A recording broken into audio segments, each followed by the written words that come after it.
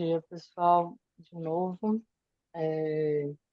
Em geral, a gente começa umas 10h10, porque eu meço pelos intervalos de gente pedindo para entrar na sala. Agora já praticamente parou de entrar mais pessoas para pedirem para entrar, então eu acho que a gente pode começar um pouquinho mais cedo hoje, porque aí, quem sabe, a gente consegue ter mais tempo para discutir, para trabalhar nos grupos. A lista de presença eu não mandei, né? Agora. E imagino que todo mundo tenha tido acesso ao Drive, certo? Que eu mandei por e-mail na semana passada. Eu acrescentei mais algumas coisas lá. Então, os textos todos que eu vou comentar hoje, acho que tirando os textos que eu vou comentar hoje estão no Drive. O que está faltando eu coloco logo em seguida e aviso vocês. E coloquei também dois artigos que a Luísa me enviou sobre carga cognitiva, que é o conceito do qual ela tinha falado, que é justamente, né, do esforço que a gente faz para aprender coisas, o esforço que a gente faz às vezes a gente comentou disso na primeira aula, né, o esforço que a gente faz às vezes quando a gente fala só língua adicional em sala de aula, especialmente nos níveis iniciais, etc. Não tive tempo de ler os artigos, então agradeço, Luísa, pelo envio, repassei para o grupo, mas não li ainda. Quando eu ler, provavelmente vou incluir na bibliografia dos cursos também.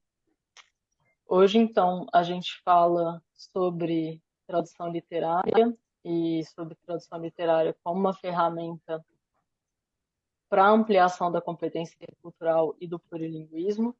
E confesso que eu vou dar aula menos sobre literatura e mais sobre plurilinguismo e competência intercultural, porque, assim, por mais que o texto literário tenha as suas peculiaridades, não quero aqui dizer que não tem, a gente já falou bastante sobre tradução, então acredito que a gente já tenha um trabalho de base sobre o qual a gente pode montar atividades, por exemplo, de tradução literária. Mas aqui eu queria falar principalmente dessa outra parte, sobre a qual a gente talvez tenha falado só na primeira aula, que é uma parte menos relativa à superficialidade da linguagem e mais relativa às relações culturais e interculturais. E por isso, então, a gente parte da tradução literária como ferramenta para ampliação de competência intercultural e do plurilinguismo, e para pensar, na verdade, que a tradução é uma ferramenta para ampliação de competência intercultural e para o desenvolvimento de uma consciência plurilinguística, e outros gêneros, especialmente outros produtos culturais, podem servir como fontes de tradução para a gente desenvolver essas competências, que eu acredito deveriam ser uma preocupação também de quem ensina línguas adicionais. A gente vai falar especificamente do caso brasileiro, mas não acho que seja só de quem ensina línguas adicionais no Brasil, de quem ensina línguas adicionais na realidade contemporânea. Quando a gente fala de interculturalidade e plurilinguismo, a gente se relaciona com esses termos, né, de identidade, cultura e alteridade. A gente não vai ter tempo aqui de desenvolver o que é cada um deles, mas a gente vai passar um pouco por noções que eu acho que estão bastante presentes na sala de aula de línguas adicionais. Sempre estiveram, sempre há muito tempo, mas enfim, são noções que estão bem consolidadas, né? Em geral, numa sala de línguas típica, a gente está lidando com o diferente. Então, a gente olha para o outro sempre como o diferente.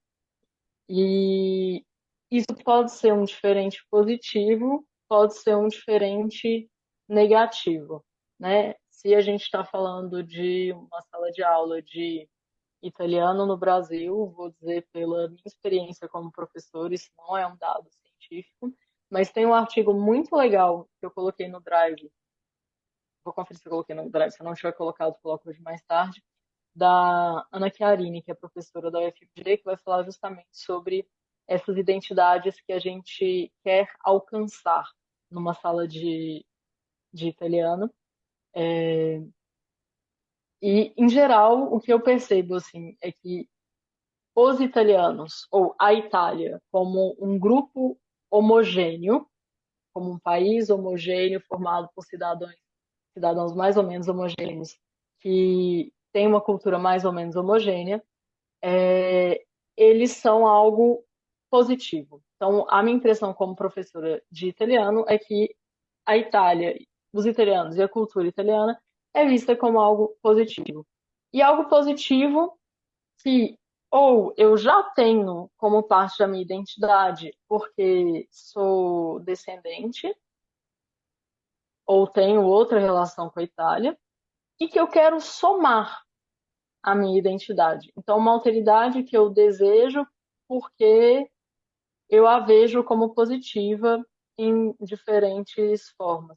Em particular, com o ensino de italiano, isso vai aparecer também nesse artigo da Ana Chiarini, é que as pessoas enxergam a cultura italiana como uma cultura canônica, enxergam a Itália como um território de cultura que muito valorizada, e falam principalmente da arquitetura, das artes plásticas, das artes visuais, etc.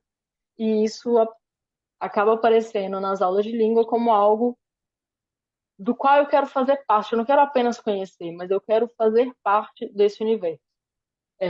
Entre falantes de francês, é muito comum a gente ver o aspecto é uma língua bonita, é a língua do amor e um status principalmente vinculado à imagem de uma França, que é uma França parisiense, uma França romântica parisiense, talvez.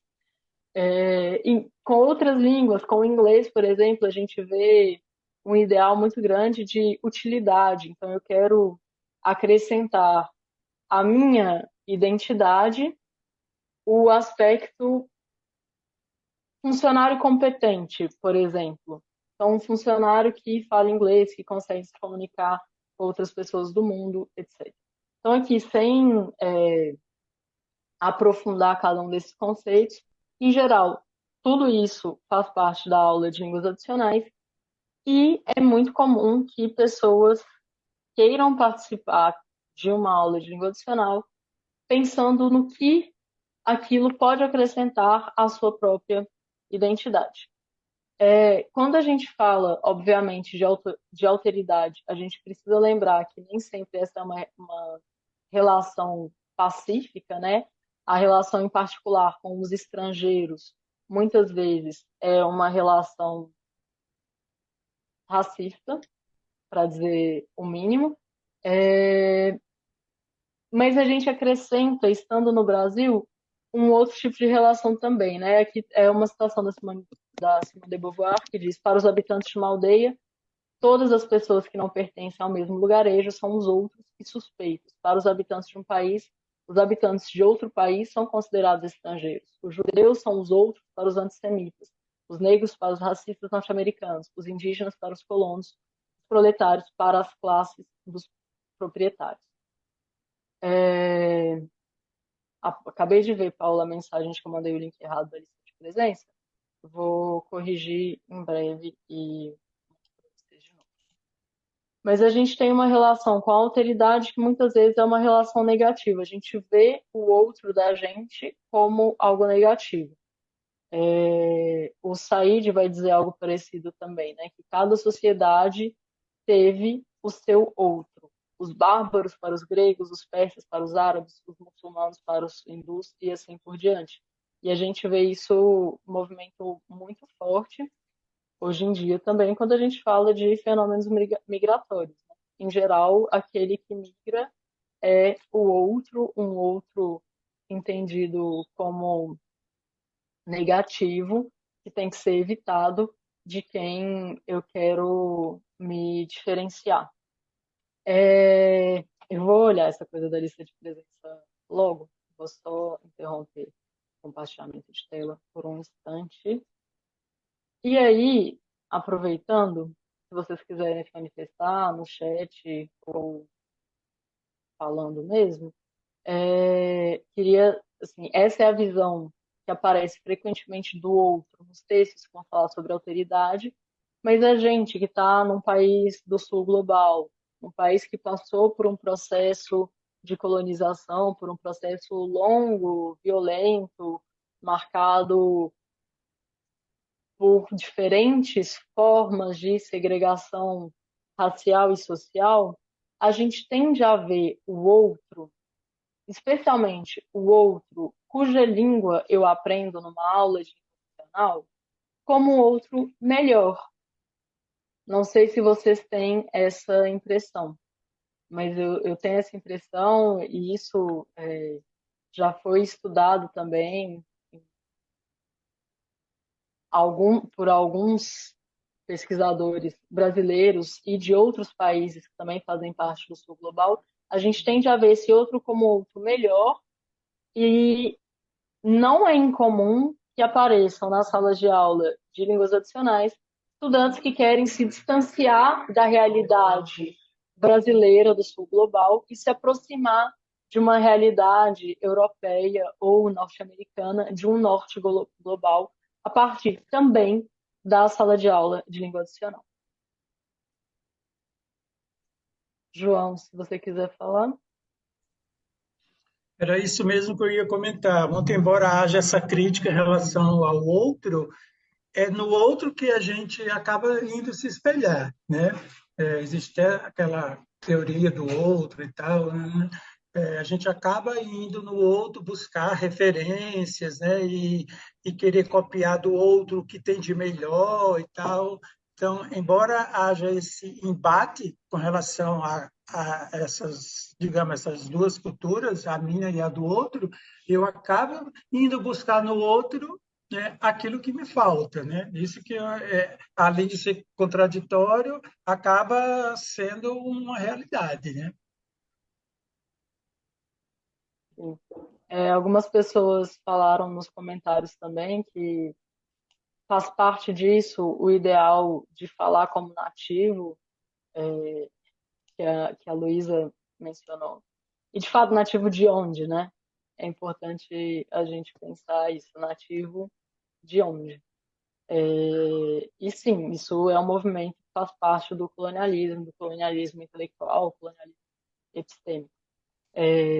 A gente tem uma ideia de que o outro do norte global é melhor, então a gente tende a desejar ser esse outro, pelo menos em parte, e quando a gente deseja ser esse outro, a gente está incorporando também essas visões de alteridade que essas pessoas têm, né?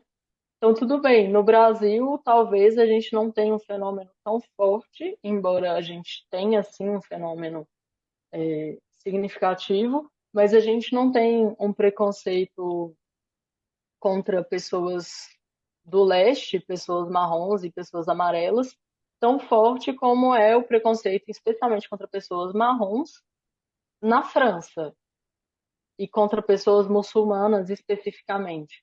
Né? Esse é um preconceito que está, parece que cada vez mais forte na sociedade francesa, em decorrência dos fenômenos colonizadores e da forma como eles lidam com as migrações contemporâneas. E quando a gente está pensando, quando a gente deseja uma identidade que se assemelhe à identidade francesa, a gente tem que entender que a gente está desejando, se a gente deseja de forma genérica e de forma homogeneizadora, a gente está desejando também isso, né? Então, precisamos estar atentos. Eu vou reencaminhar o link da lista de presença, mas era isso mesmo, o link estava certo. porque eu só copiei o formulário da aula passada em outro arquivo e fiz algumas modificações, mas eu não mudei o título.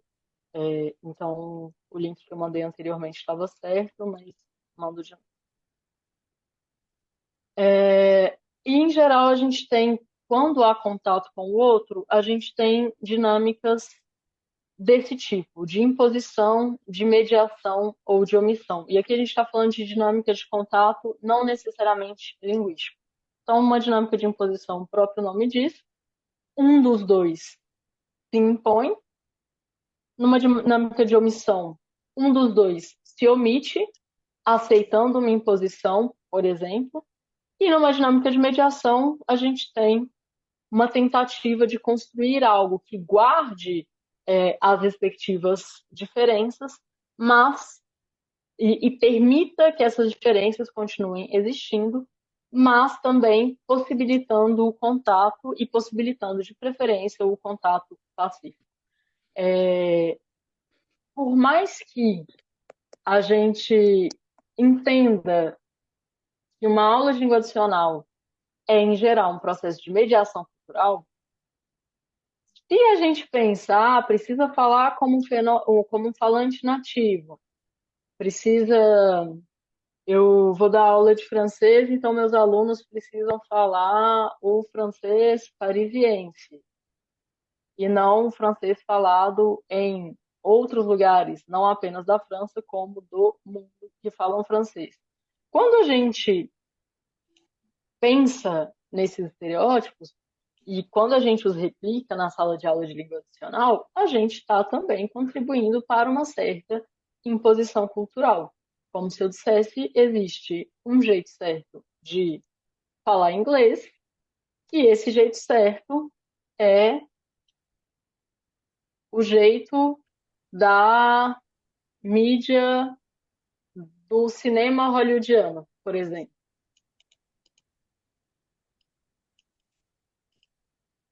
Quando a gente impõe uma língua, a gente impõe junto com ela, se não uma cultura inteira, pelo menos traços de uma cultura.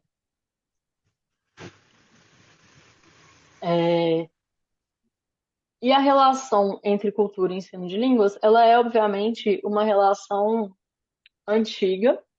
Quando dominava a abordagem da gramática tradução, dominava também uma certa ideia que a Claire Crumbs, que escreveu um artigo, escreveu muitos textos sobre cultura e ensino de línguas, mas em especial esse artigo que eu estou citando, o que ela chama de cultura com C maiúsculo, que é essa cultura do Estado-nação. Né? Todo Estado-nação, especialmente no norte global, que se formou, especialmente nos processos do século XIX, que falam, então, não apenas de uma formação geopolítica, de uma formação de fronteira, mas também de uma formação de um repertório cultural, de uma criação de mitos de origem, que permitisse que a gente identificasse aquele povo como um povo, são especialmente os processos que acontecem durante as escolas literárias românticas, por exemplo.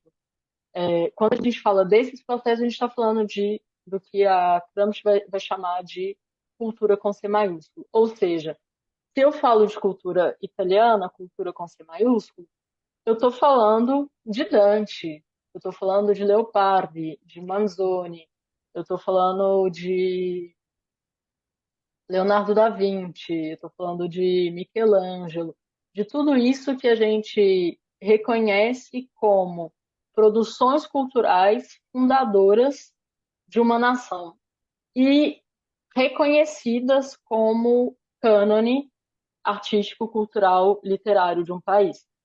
E, obviamente, esse reconhecimento como um cânone é também uma construção cultural. Né? Na Itália, por exemplo, é justamente durante o século XIX, durante não apenas o movimento de unificação da Itália, como também da difusão dos ideais de unificação, antes, de fato, do processo político de unificação, é nessa época que se forma o ideal de Dante como fundador da língua italiana, por exemplo. Porque quando você quer dar motivos culturais para uma unificação geopolítica, você precisa vender, você precisa, criar, e dois, vender uma ideia de povo único. E uma ideia de povo único, historicamente situada, linguisticamente situada também. Lógico, Dante foi um autor importante para a literatura italiana, mas a língua do Dante do século XIV e a língua já dos românticos do século XIX era radicalmente diferente. Então é difícil ter essa ideia de pais fundadores, né? Mas essa é uma ideia que vai fazer parte, muitas vezes, dessa cultura nacionalista, né? Desses ideais de nação, país, cultura que se formaram no século XIX e que, por mais que tenham entrado em crise atualmente, se mantém, de certa forma, nas aulas de língua adicional. Não vou falar desse livro, porque se eu começasse a falar desse livro hoje, a gente não ia ter tempo de chegar no objeto mesmo do curso, que é tradução e ensino de língua adicional, mas recomendo fortemente a leitura de Identidade Cultural na Pós-Modernidade, do Stuart Hall. Vou colocar no Drive. Não está, mas colocarei. Porque ele vai falar justamente desses movimentos de criação de identidades culturais nacionais e de como essas identidades culturais nacionais entram em crise na pós-modernidade. Uma crise que se verifica de diferentes formas. Por um lado, existe uma fragmentação da noção de identidade, inclusive em relação a essa ideia de Estado-nação. Uma fragmentação, uma desidentificação, uma sensação de que eu não tenho país, não me identifico com o meu país, etc. Mas, por outro lado, existem uma série de movimentos de reação, né, a essa fragmentação. Então, ele vai falar, inclusive, dos ultranacionalismos e dos fundamentalismos que nascem numa reação contrária à fragmentação da identidade nacional. Acho que é um livro bem interessante para a gente pensar o mundo atual, para a gente pensar o Brasil hoje, o que foi o Brasil nos últimos anos, nesses movimentos justamente de identificação com o ideal de Estado-nação e, por outro lado, uma reação conservadora de busca de nacionalismo extremo. Fazem parte dessa dinâmica também outros processos, como, por exemplo, os processos de valorização das etnias e das identidades contidas dentro da ideia de identidade de Estado-nação e dessas identidades que foram majoritariamente esmagadas pelo processo de formação dos Estados nacionais, homogeneizadas, oprimidas, apagadas, etc. Então, falei que não ia falar do livro, falei, mas evidentemente isso é uma síntese da síntese da síntese, muito simplificadora, recomendo fortemente a leitura. Quem foi meu aluno de Linguística Aplicada já leu, e pode falar mais a respeito se quiser. Mas, enfim, tudo isso para a gente falar que essas noções de identidade, elas estão presentes na nossa sociedade contemporânea e essas disputas sobre noção de cultura, noção de nacionalidade e identidade também. Então, a sala de aula de língua adicional, que faz parte da sociedade e se relaciona, por definição, com pelo menos duas línguas e pelo menos duas culturas nacionais, ela é, obviamente, um ambiente no qual esse processo, essas disputas vão aparecer também. Então, todo esse parêntese para a gente falar da ideia de identidade e cultura nacional, que era uma identidade dominante na sala de aula de língua adicional até os anos 70, e vinculado também às abordagens de gramática e tradução. Mas nos anos 70 e 80, com a virada comunicativa, cultura passou a ser o que a Gramsci vai chamar de cultura com C minúsculo. que é uma série de estilos de vida, comportamentos cotidianos, hábitos, etc. Então, a nação segue sendo o ponto de referência da cultura, mas não mais a nação a partir de seus mitos fundadores, e sim a nação a partir dos seus falantes, do seu povo e do seu povo entendido na sua homogeneidade, não na sua diferença.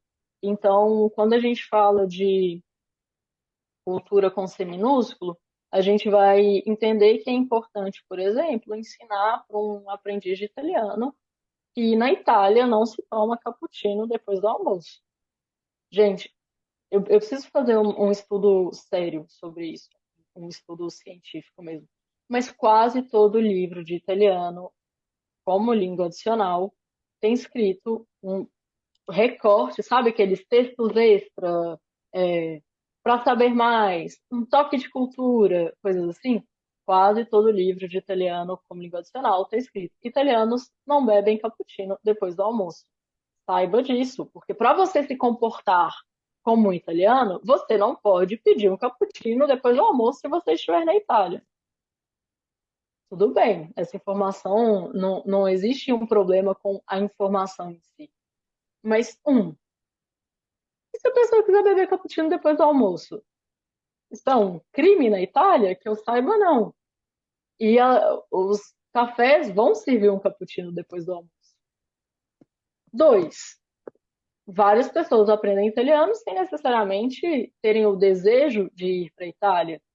Ou porque o livro pressupõe que o objetivo do aprendiz de italiano é ir para a Itália e se comportar como um italiano, num processo de assimilação cultural, como se a partir do momento em que ele aprende a língua e está no país, ele não tem mais direito à própria identidade nacional. Que talvez seja, eu estou na Itália, quero provar comida diferente, vou pedir um cappuccino aqui na Itália para ver como que é o cappuccino italiano, que é diferente do cappuccino brasileiro. Qual o problema? O que eu acho curioso dessas informações presentes no livro didático é menos o fato de, ok, ser uma generalização possível, os italianos de fato não tendem a beber cappuccino depois do almoço, mas quase como se eles quisessem fazer um trabalho de prevenção do comportamento que é socialmente errado, de uma forma completamente exagerada. É lógico que a gente precisa aprender sobre diferenças culturais, por exemplo, na formalidade, na informalidade, como, como a gente trata as pessoas formalmente e informalmente nas diferentes línguas e culturas. Claro que isso é importante para que o falante tenha competência pragmática, para que ele saiba fazer em língua adicional. Mas me parece absolutamente despropositado que alguém precise aprender que não se bebe cappuccino depois do almoço. Absolutamente despropositado. Com o francês tem muito disso também. Com o italiano vai parecer também muito, porque italiano,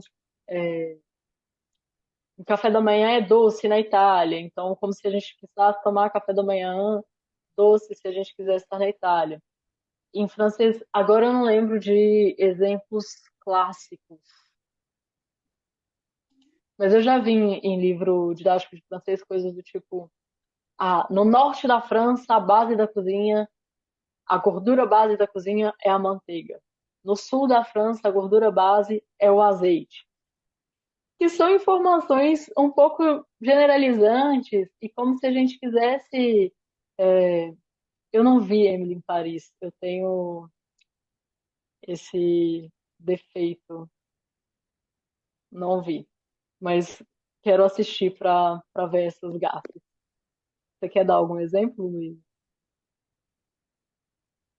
Oi, das gafes Amanda. de. Eu não sei se eu vou lembrar de um exemplo agora, assim, mas ele é bem engraçado. Você vai provavelmente se incomodar com muitas coisas. É, como todo mundo que já foi para a França se incomoda, né?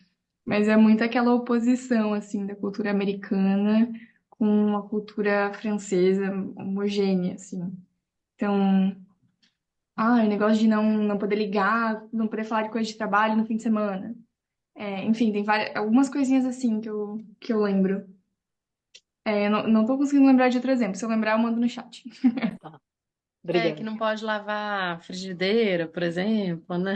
Mas isso não tem no método, né?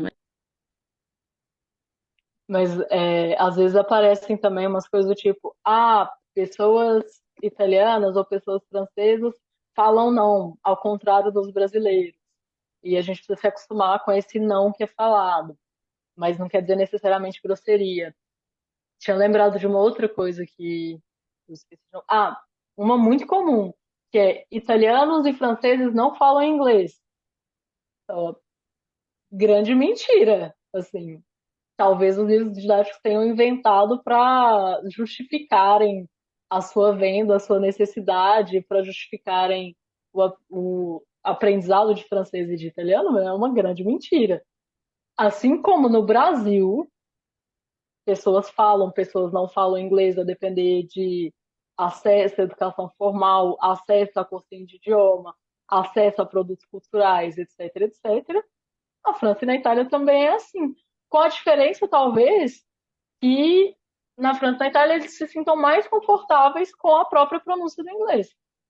Ao contrário do brasileiro, que a gente já falou, né, da autoestima do falante de português mesmo, como língua materna, já é baixa, e essa autoestima fica ainda mais baixa nas outras línguas. Então, de forma geral, os brasileiros sentem, meu sotaque do inglês é ruim, o que talvez não seja um grande sofrimento para outras pessoas que têm uma autoestima melhor como falantes de línguas nativas ou adicionais. João, desculpa, eu não vi que você estava com a mão levantada. Queria fazer um comentário quando você falou dessa questão da identidade. De fato, realmente, ao se aprender uma língua estrangeira, né, existe um pressuposto de que você tem que fazer uma imersão completa na língua estrangeira, a ponto de quase que ter que obrigatoriamente pensar como o nativo daquela língua e tal, né? Eu vejo isso às vezes delicado, porque até que ponto você adquire a identidade do outro e perde a sua identidade. Eu dou um exemplo, um caso que aconteceu em Fortaleza, o rapaz disse assim, ué, por que que eu não posso falar inglês com sotaque de nordestino? Porque é como se ele, para se comunicar, tivesse que falar o inglês americano a ponto de não ter sotaque nenhum. E ele se questionava, ué, qual é o prejuízo, né? Qual é o prejuízo linguístico até, né? De eu não poder falar o inglês e ter um sotaque de um nordestino, brasileiro nordestino.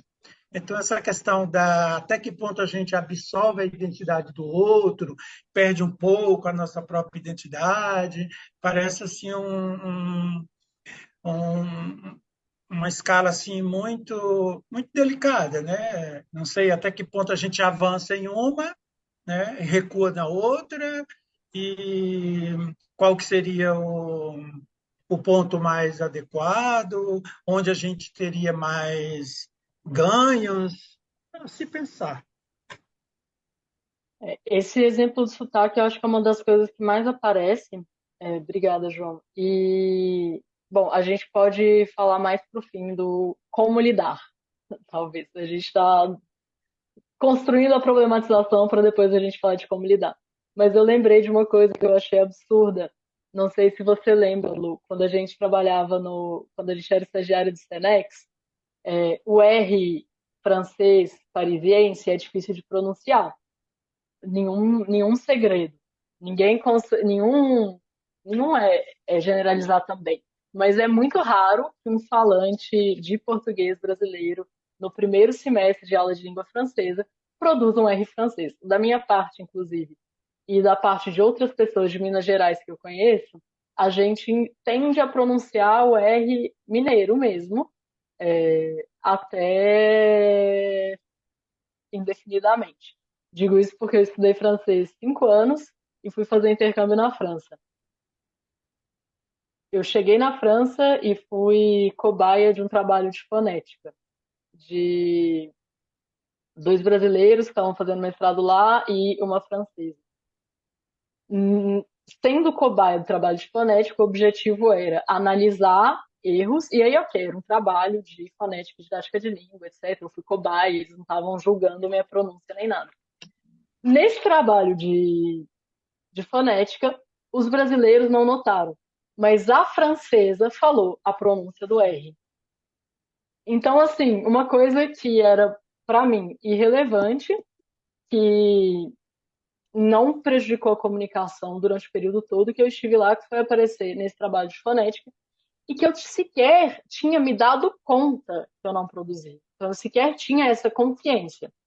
E ok, mas assim, depois, como tive a consciência, eu falei, não, agora eu quero conseguir produzir isso, e fiquei loucamente tentando pronunciar o R francês. Eu andava de bicicleta tentando fazer R francês, acho que consegui parcialmente, acho que porque, enfim, eu queria, queria muito, estava motivada, mas isso não foi um problema. Estou contando tudo isso porque eu, 5 anos de estudo de francês, eu dava aula de francês A2, morei 6 meses em Lille com alguns problemas de comunicação, como acontece, em geral bem poucos, sem que o R fosse um grande problema.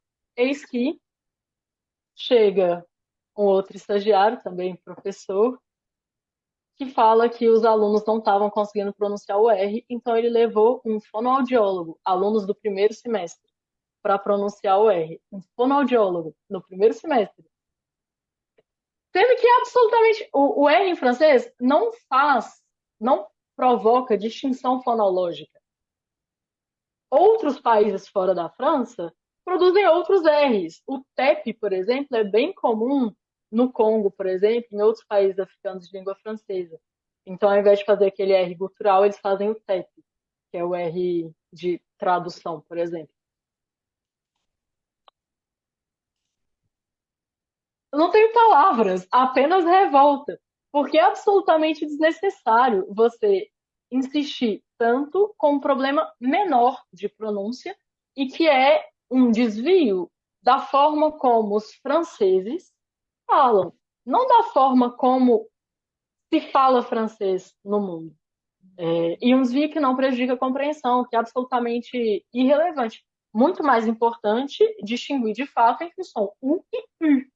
Ok, isso é importante, porque isso distingue palavras. Mas se eu falar merci, merci ou merci, não distingue palavra. Todo mundo vai entender. Então, nisso aparece também, nesse tipo de prática, essa tentativa de reprodução dessa cultura com C minúsculo, que se manifesta também na língua, e essa repetição acrítica. Eu fiquei escandalizada com esse fato, assim, porque quando você leva o fonoaudiólogo para a sala, você está dizendo duas coisas. Está dizendo isso é importante, e dois, isso é difícil. E três, a sua validade, a sua competência como falante francês vai ser medida com base em como você consegue pronunciar o R. Sendo que, assim, importantíssimo para quem quer fazer cover de Edith Piaf. Fundamental. Não para quem quer falar francês. Enfim, esse caso é um caso que me escandalizou muito e eu conto sempre que eu posso como um exemplo do que não fazer. Só um comentário aqui, Amanda. Fiquei lembrando que tem um pouco a ver com essa coisa a mesma coisa de fazer com que pessoas surdas, por exemplo, falem, né? É uma violência igual, né? Assim, nesse sentido, assim, equiparada, assim, um pouco, né? Talvez. É uma violência maior, né? Quando a gente quer oralizar pessoas surdas, especialmente quando quer oralizar a todo custo, mesmo quando a pessoa. E oralizar tentando ensinar português como primeira língua e não Libras, por exemplo, uma violência sem tamanho, mas que faz parte dessa mesma dinâmica de entender que a cultura ela precisa ser transmitida através da língua, então uma cultura una para uma língua também una, homogeneizada. Mas, evidentemente, quando a gente pensa de uma forma mais crítica, cultura não pode ser interpretada de forma direta como um conjunto de comportamentos mais eventos, porque o significado de cultura depende de quem faz a interpretação, e da sua posição histórica na sociedade.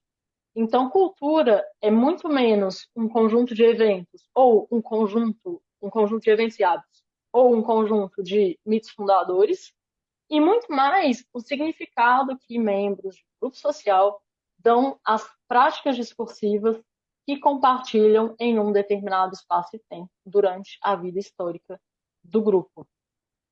Então, quando a gente aprende uma cultura estrangeira, sem estar ciente das próprias práticas discursivas, a gente corre o risco de ter uma compreensão ahistórica e anacrônica do outro, e corre o risco de ter também um entendimento muito básico e limitado do eu. A proposta da Gramsci e de vários outros estudiosos que se propõem a falar sobre educação plurilinguística, intercultural, multicultural, são termos de tradições diferentes, mas que a gente não vai diferenciar para propósitos desses cursos. A gente está falando de pessoas que entendem que dentro de um mesmo Estado-nação há diferentes grupos sociais e, portanto, diferentes culturas. E quando eu estou no ambiente de ensino-aprendizagem de língua adicional, eu preciso ter uma visão crítica sobre cultura, não só do outro, mas também a minha. E que, se eu tenho um letramento crítico para a cultura alheia, eu vou ter também um letramento crítico para a minha própria cultura e vice-versa. Então, a proposta da Gramsci é que a sala de aula de língua adicional ela seja um ambiente para a gente refletir sobre as práticas discursivas culturais próprias e alheias, de forma que a gente possa ampliar as nossas capacidades de não apenas entender o outro e nos relacionar com o outro, como também de nos entender como sujeitos, mas principalmente como membros de um grupo social. Então, é lógico que a gente não pode falar que cultura não está conectado à ideia de língua nacional. Está conectado, mas não é só isso. E a Gramsci vai falar que essa definição moderna ela é desafiada pela língua franca, como o inglês, e eu acho muito curioso, porque aqui a gente precisa fazer uma crítica vinda do sul global. Porque ela fala que essa noção de cultura como uma comunidade nacional e uma língua nacional, ela é desafiada na contemporaneidade pelo uso de inglês como língua franca. Tesoura. A noção de cultura como associada a uma língua nacional, uma comunidade nacional, era radicalmente diferente para os povos originários que foram colonizados em todo o mundo. A gente pode falar da realidade brasileira específica, mas para uma população indígena, certamente a noção de cultura não está ligada à noção de Brasil, identidade brasileira, língua portuguesa. Certamente, hoje em dia, está ligada a um conflito com essa comunidade nacional, com essa língua nacional, etc. Mas, desde as origens, não havia uma identidade nacional no Brasil antes da colonização, né? Então, é só uma pequena crítica vinda do sul global para a Gramsci, que eu acho os trabalhos dela muito valorosos, mas é curioso dizer que a definição moderna de cultura é desafiada pelo inglês como língua franca, sendo que existem uma série de realidades linguísticas outras. Existe na própria história do Brasil, no século XVIII, antes do Marquês de Pombal resolver que português deveria ser a única língua e implementar políticas de repressão linguística fortíssimas, o Nhengatu era uma língua franca no norte do Brasil, em região amazônica. Não era o português. Então, mesmo a ideia de língua franca, ela é uma ideia que está presente em sociedades não necessariamente capitalistas, às vezes pré-capitalistas, etc. Enfim, que eu acho importante a gente entender que essas dinâmicas culturais, não necessariamente ancoradas em Estado-nação, elas perpassam a história da humanidade desde sempre, né? E a gente visualiza melhor quando é uma língua relacionada a um Estado-nação do norte global, com grande poder capitalista, que não consegue mais identificar, né, se identificar com o país. A gente tem com o inglês esse caso clássico em que o inglês como língua já, primeiro, não tem como ponto de referência dominante a Inglaterra como Estado-nação, e também não tem algo que a gente possa falar de cultura americana como uma identidade cultural fixa.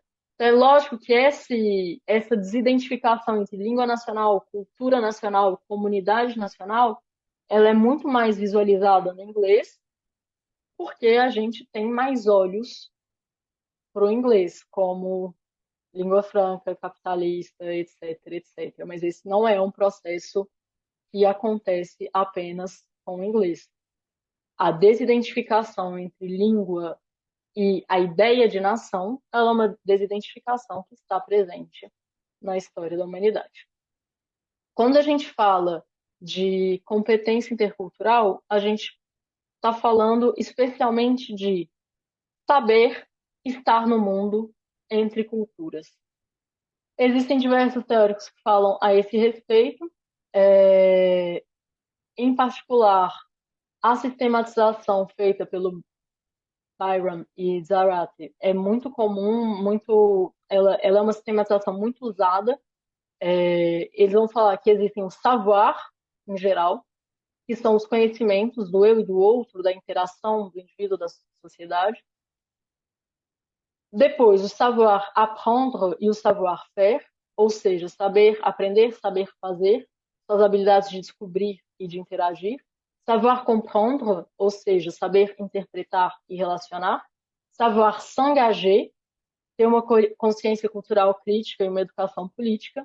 E o savoir être, que são as atitudes, relativizar o eu e valorizar o outro. Existem críticas a essa sistematização, outras propostas, etc. Não trouxe aqui como uma lista que a gente precisa riscar cada elemento para dizer estamos fazendo isso na aula de língua adicional, mas acho que é um bom ponto de partida para a gente pensar, ok, dentro da minha aula de língua adicional, a gente fala, obviamente, a gente faz atividades que permitam o desenvolvimento de habilidades linguísticas. Mas a gente também pensa como a gente pode conhecer mais a própria cultura e identidade, a cultura e identidade alheia, as culturas e identidades alheias. A gente pensa em como a gente pode aprender a aprender, como a gente pode aprender a se relacionar e a interpretar, a ler criticamente a cultura e os fenômenos socio-histórico-políticos, etc., a gente aprende a relativizar a nossa identidade e a valorizar o outro, e vice-versa. Quando a gente fala do Brasil, é muito importante a gente aprender a se valorizar como falantes de línguas adicionais e cidadãos que podem estar no mundo falando outra língua. E a relativizar o outro, especialmente quando esse outro é o outro do norte global. Então, esses são os saberes que compõem a competência intercultural e que a gente pode tentar também desenvolver nas aulas de língua adicional. Em geral, né, aqui a gente já falou que existem várias culturas em francês, existem várias culturas em italiano, existem várias culturas em espanhol, existem várias culturas em inglês, existem várias culturas em português, mas, em geral, nas salas de aula de língua adicional, a gente ainda tem uma imposição de uma identidade única, uma identidade desejável, e isso está baseado muito também no fato de que as nossas formações como professores de língua, elas são formações pensadas por, pelo menos, materiais didáticos importados do norte global. O francês é falado numa diversidade enorme de países.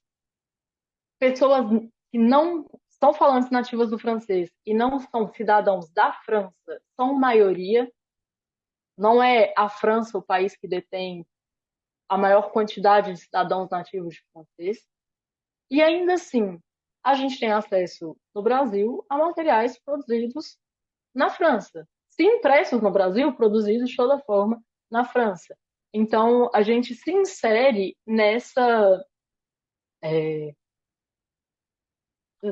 legado de uma política linguística de países do norte global, de uma política linguística que é ainda colonialista. Porque o colonialismo militar, histórico, político, social, etc., não vou dizer que ele não existe hoje em dia, mas que ele é difícil de fazer. Mas o colonialismo linguístico, ele é muito fácil de fazer. Você faz uma aliança francesa, você produz livros de língua francesa falada na França, você vende esses livros para o mundo inteiro. Você faz alianças francesas em várias cidades do mundo e torna essas entidades os lugares oficiais, os melhores lugares para aprender francês. Então, você legitimiza a sua própria língua em detrimento, a sua própria variedade da língua, em detrimento das outras variedades. Em detrimento, por exemplo, para a gente continuar com o país do norte global, do francês falado no Quebec. Hoje, no Brasil, existe uma grande busca por aulas de francês para emigração para o Quebec. E ainda assim, os materiais são todos com francês da França. E são línguas, no aspecto da pronúncia e da prosódia, radicalmente diferentes. Em outros aspectos, nem tanto. Mas então, é vendida para a gente, é imposta para a gente essa ideia de língua monolítica associada a uma identidade cultural monolítica. E não faz sentido, porque, de fato, no mundo que a gente vive, a gente é multicultural, o mundo é multicultural, multilingüe, multiétnico. E por mais que a gente tenha, talvez forçadamente, que dar espaço para essa identidade monolítica na sala de aula de língua adicional, às vezes por motivos muito bestas, do tipo, sou obrigado a usar este material didático, a gente pode, e eu diria, deve, fazer um movimento, então, contrário, de abrir as portas para o multilinguismo e a multiculturalidade. Como a gente faz isso? Primeiro, a gente valoriza o repertório linguístico e cultural do aluno. Porque, é lógico, quando a gente está falando de ensino de língua adicional, a gente está pensando que essas línguas e quando a gente fala de ensino de língua adicional, a gente pensa que essa língua adicional que a gente está ensinando carrega diferentes culturas e carrega diferentes variedades. Sim, importante. Mas a gente tem que pensar também que os nossos alunos, eles têm um repertório linguístico e cultural que é multifacetado. Então, a gente precisa olhar também para esse repertório e entender que não é porque um aluno tem como, sei, língua nativa ou espanhol, porque é um imigrante no Brasil, a gente vai obrigá-lo a fazer sempre a comparação do português com a língua adicional que ele está aprendendo. Não é porque o meu aluno vem de outro lugar do país, tem uma pronúncia diferente, que a gente vai ridicularizar essa pronúncia do português. Então, quando a gente pensa no ensino multicultural, no ensino plurilinguístico, a gente está pensando não só na língua alvo, mas a gente está pensando também na língua fonte. Ou seja, a gente está pensando também na variedade linguística e cultural que existe no Brasil. E isso é muito importante. Eu faço questão de voltar a isso toda vez que a gente fala de língua no Brasil. O Brasil é um país multilingüe e multicultural, cuja história é uma história de glotocídio. A história, não apenas, né? Mas a história do Brasil é também uma história de tentativa de supressão, opressão, apagamento de outras línguas que não o português. A gente tem, é verdade, apenas 2 idiomas oficiais, português e libra. Mas a gente tem uma série de línguas indígenas, a gente tem uma série de línguas de imigração. Hoje, eu separei línguas de herança e línguas de imigração para a gente falar aqui. A gente tem uma série de línguas de imigração. Hoje, em todas as grandes capitais brasileiras, existe uma presença muito grande de pessoas chinesas, por exemplo, que falam mandarim, que falam cantonês. Existem hoje movimentos migratórios importantes de países de língua francesa, de países de língua espanhola, de países de língua árabe. Então, a gente tem uma série de línguas de imigração presentes no Brasil hoje. Muitas vezes a gente vê textos que colocam como sinônimos línguas de imigração e línguas de herança. Ora, as línguas de herança elas são resultado de um processo migratório, mas normalmente de um processo já concluído ou de um processo mais antigo. Porque aqui em Santa Catarina, por exemplo, existem regiões onde a presença de cultura de povos italianos e povos alemães é muito grande. Então, existe também uma presença linguística. Mas não são imigrações atuais. Foi um processo migratório que aconteceu do fim do século XIX, principalmente no começo do século XX. Então, essas línguas estão presentes muito menos como línguas de novas pessoas chegando no país e muito mais como línguas de herança, ou seja, línguas de antepassados daquelas pessoas, antepassados vivos e não, né? Hoje a gente ainda tem avós e avós, principalmente, que falam outras línguas como língua nativa, mas justamente isso, né? É uma dinâmica em que a presença linguística outra é uma presença que veio há mais tempo e que continua no território como uma herança daquele território. Por isso que eu estou separando língua de imigração de língua de herança, não que sejam processos radicalmente diferentes, mas para valorizar a diversidade linguística do Brasil mesmo, para dizer que existem mais movimentos. Porque se a gente pensa também numa imigração hoje, a gente tem um processo de unificação linguística e de uniformização, homogeneização, etc., bem mais profundo na Itália do que a gente tinha no começo do século XX. A língua de imigração italiana no Brasil, da imigração italiana, do grande movimento de imigração italiana, que esse ano, inclusive, está comemorando 150 anos, porque começou 150 anos atrás, as pessoas não falavam italiano. As pessoas falavam as línguas do seu lugar de nascimento ou do seu lugar de criação.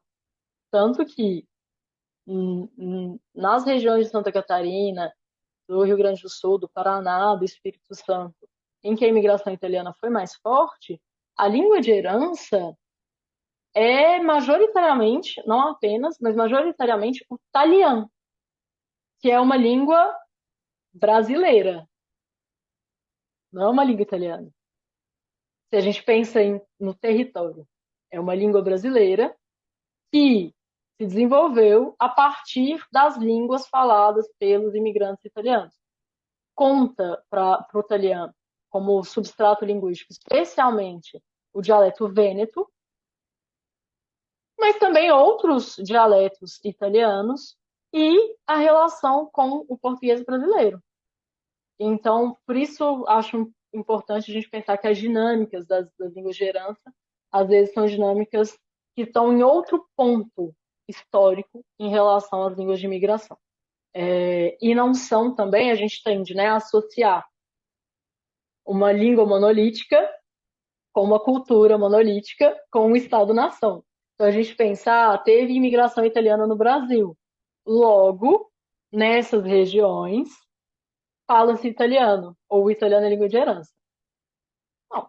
As pessoas, 150 anos atrás, não falavam italiano como língua materna.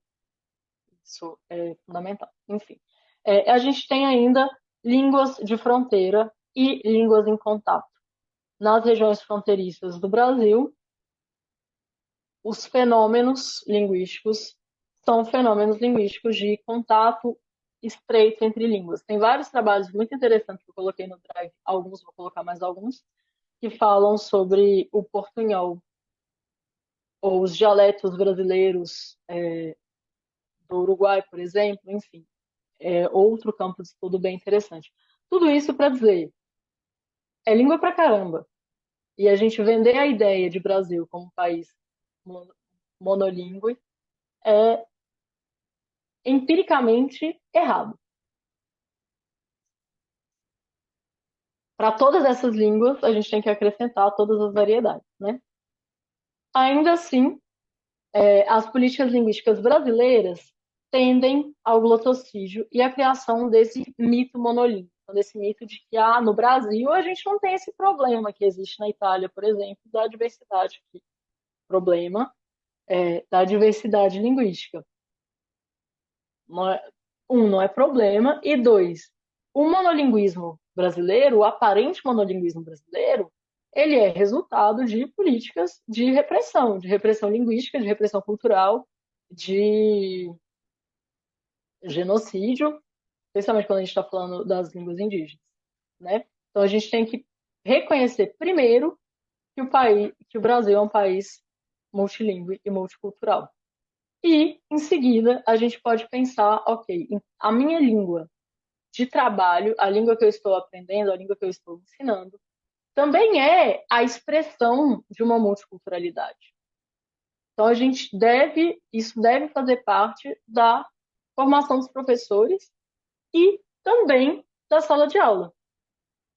Tanto o reconhecimento do multilinguismo brasileiro, como do multilinguismo, da multiculturalidade da língua que a gente está ensinando. Quando a gente faz parte da comunidade falante de um idioma, a gente não precisa ser falante nativo, né? Então, fazer parte de uma comunidade linguística não é ser falante nativo, querer ser um falante nativo, se comportar como um falante nativo. E também não é só saber fazer com a língua, resolver coisas pragmáticas, mas também conhecer e fazer parte da sua e das suas culturas, conhecer as variações linguísticas, o uso da linguagem, dominado não apenas por falantes nativos, como também por falantes não nativos. E essa é uma coisa que, aí sim, é muito visível em inglês, né? Como que a cultura, parte da cultura feita em língua inglesa, é uma cultura feita por não nativos. Nativos de onde, né? Também existe essa pergunta. Por que a gente está falando disso tudo na aula que era para a gente falar de literatura? E a gente vai falar bem pouquinho de literatura e depois vocês se reúnem em grupo. Justamente porque a gente não precisa ter um funcionamento apenas pragmático da língua, né? A gente pode e, por que não, deve, se a gente não está trabalhando com fins específicos, fazer atividades prazerosas, fazer outras atividades que são atividades que a gente faz na nossa língua materna. É engraçado, com a virada comunicativista, a gente vê excluídas da sala de aula de línguas adicionais uma série de atividades que não são consideradas reais. Eu não tenho tempo mais para ler, mas quando eu leio em casa, em português, eu não estou fazendo uma atividade linguística real na minha língua materna. Então, ler também é uma atividade linguística real numa língua adicional. Por que que a gente tem que trabalhar só com o que é utilitário e cotidiano na sala de aula de língua adicional? Isso, assim, é uma abordagem extremamente limitada. A gente, obviamente, pode e deve ler também literatura, porque a língua usada na vida real não é constituída só por situações pragmáticas. Ela é constituída também por situações de prazer, por exemplo, se eu estou lendo um livro porque eu quero, ou vendo um filme porque eu quero. E aí penso na didática de língua adicional e na didática do plurilinguismo, das relações interculturais, a partir da literatura, não porque seja apenas a literatura o método, o meio, a única ferramenta possível. Acho que qualquer produto cultural é uma possibilidade. Mas, primeiro, por ser uma atividade prazerosa, sim, acho que a gente não precisa excluir o prazer da sala de aula, porque é também uma atividade real. Ler literatura é agir na língua, porque é possível ter, a partir da literatura, um recorte da pluralidade linguística e da pluralidade cultural. A maior parte dos meus alunos que estão fazendo esse curso são de uma turma com quem a gente leu La Mia Casa é Dove Sono, da Idiaba Chego. Acho que a tradução para português é A Minha Casa é Onde Estou. Que é uma escritora italiana, nascida em Roma, cuja família vem da Somália. A Idiaba é da primeira geração que nasceu em Roma. Então, eu não estou falando que a literatura nos dá acesso à pluralidade linguística e à pluralidade cultural, porque não necessariamente a gente tem acesso a tudo o tempo todo. Mas lendo esse livro da Idiaba, por exemplo, eu vou colocar no chat dele, a gente tem acesso a um recorte dessa pluralidade linguística, dessa pluralidade cultural, que é o recorte de uma família somali que veio para o Brasil, que veio para a Itália, foi para a Itália, e como se dão esses conflitos culturais, esses conflitos linguísticos, que são, obviamente, relacionados a conflitos econômicos, políticos, etc., entre Itália e Somália, mas não só. A, a tentativa italiana de colonização na Somália, assim como em outros países, ela não se encerra no evento histórico colonização, nas datas iniciais e finais de invasão. Né? Esse fenômeno ele encontra uma continuidade porque ele impacta a vida de pessoas, ele impacta a cultura italiana, ele impacta a cultura somália, ele impacta a cultura dos grupos de imigrantes. Então, lendo esse livro, por exemplo, a gente pode fazer um recorte e entender que a pluralidade cultural, da pluralidade cultural em língua italiana, faz parte também a realidade de pessoas migrantes como um todo. Especificamente, de pessoas que migraram da Somália para a Itália. Mais especificamente, de pessoas italianas que nasceram na Itália, de família somali, e que são vistas como não italianas ainda hoje. Né? Então, ler esse tipo de literatura, quando a gente fala de literatura e interculturalidade, é óbvio que a gente está falando também de fazer escolhas do que ler em sala de aula. A gente pode também ler os cânones com uma leitura crítica intercultural, recomendo, mas a gente precisa também escolher outras coisas. E aí a gente fala de literatura também, porque a literatura sendo um produto cultural e um produto cultural muito ligado à intelectualidade canônica, muitas vezes ela tem um pouco mais de aceitação frente às esferas do poder do que outras coisas. Então, se eu estou dando aula numa escola bem rígida, que não me dá liberdade de escolher meu material didático, por exemplo, eu tenho que escolher o material didático que vem lá do Norte Global, etc. E talvez eu não tenha liberdade de ver um filme contemporâneo que vai tratar uma temática difícil. Mas a gente provavelmente vai ter a liberdade de ler um livro. A gente está vivendo tempos cada vez mais de censura digital, então eu falei isso sabendo que mesmo o objeto livro, ele está hoje em dia sujeito à censura de movimentos conservadores, etc.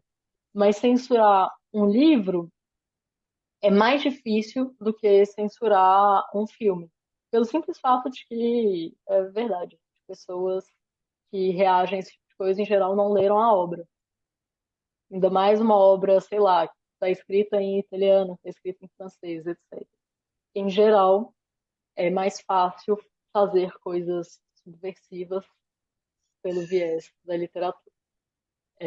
Especialmente quando se for, às vezes, um escritor que já levou prêmio, etc, etc. Enfim. Além disso, a literatura é uma forma de acesso à alteridade.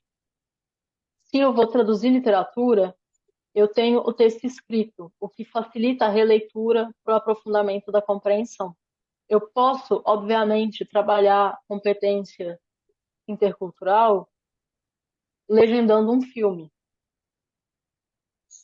Também é verdade que o recurso técnico para legendar um filme é mais complicado do que para traduzir literatura.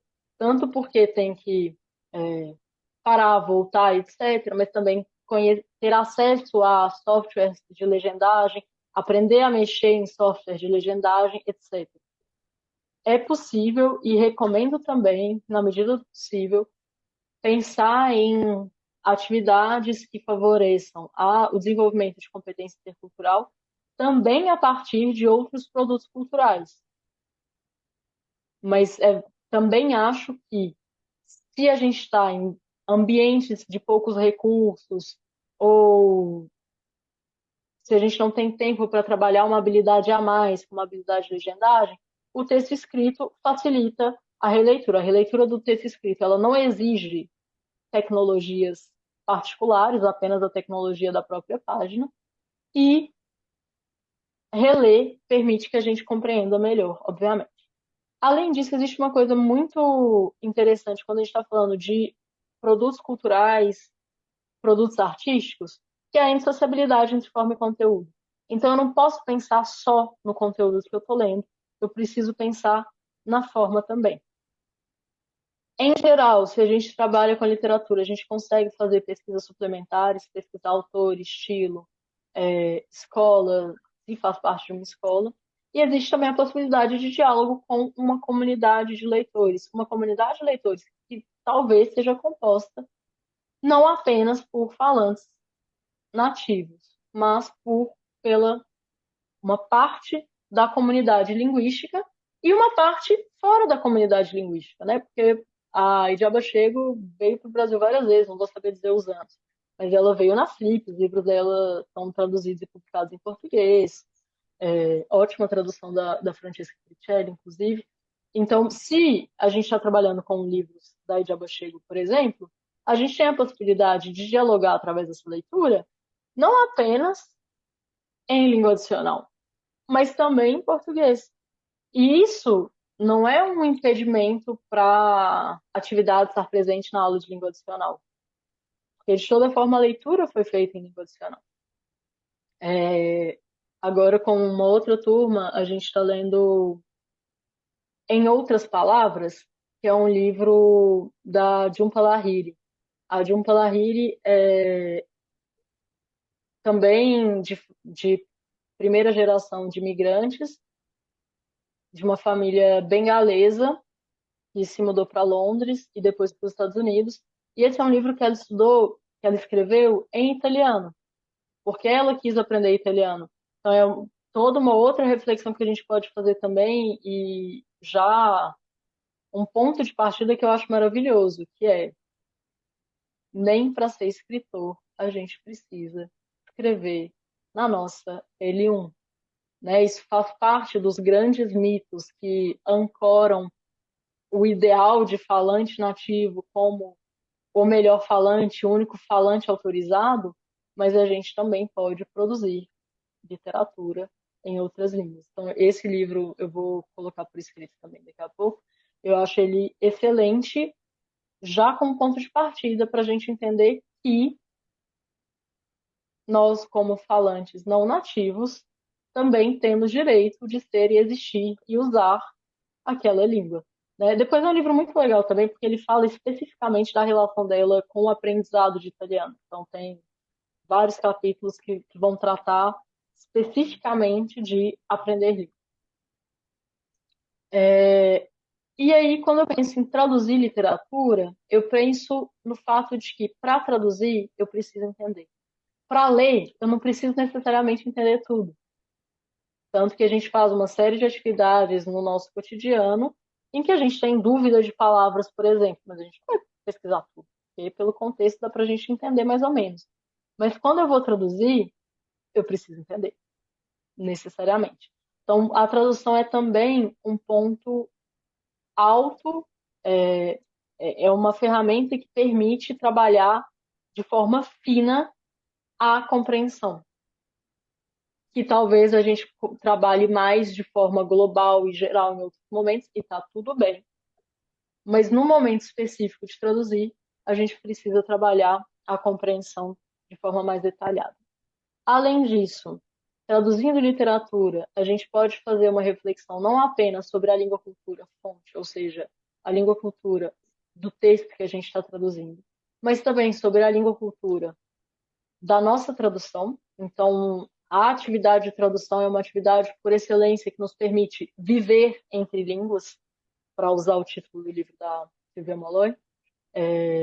Então, a gente precisa não apenas saber entender uma língua e uma cultura fonte, mas saber entender e saber propor algo para a nossa língua cultural.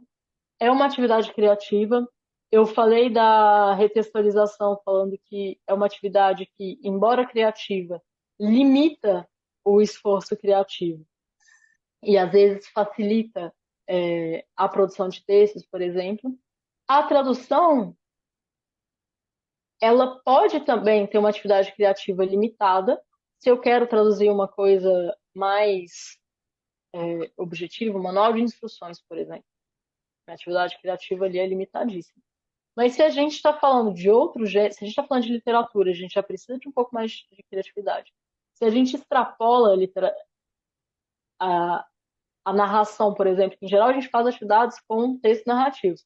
Mas se a gente extrapola textos narrativos e textos dramáticos e vai pensar em traduzir poesia, a gente tem necessariamente que incluir uma grande carga de criatividade nisso daí.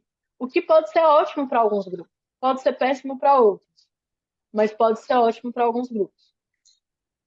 A tradução de literatura, ela desenvolve aquela habilidade de manipulação de textos, da qual a gente está falando há muito tempo, possibilita uma circulação real. Então, se eu traduzo um texto, eu posso fazer com que ele circule em português. Obviamente, a gente tem todas as questões de direitos autorais e todas as questões de pirataria. Eu não vou entrar nesse mérito porque o curso fica gravado, apenas por isso. Mas tanto a gente pode fazer circular de forma real textos que estão em domínio público, como a gente também pode circular trechos sem ter problemas de direitos autorais.